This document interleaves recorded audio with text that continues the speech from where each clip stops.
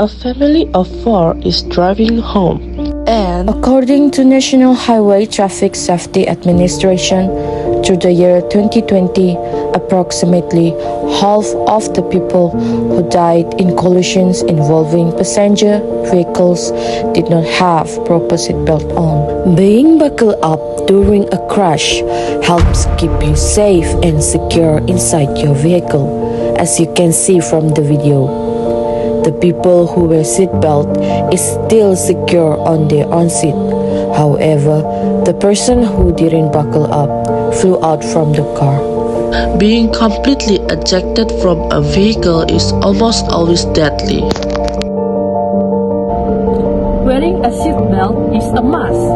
Not only it provides protection, it also can prevent severe injuries and even deaths. So let's drive safe with seatbelt on. Yes!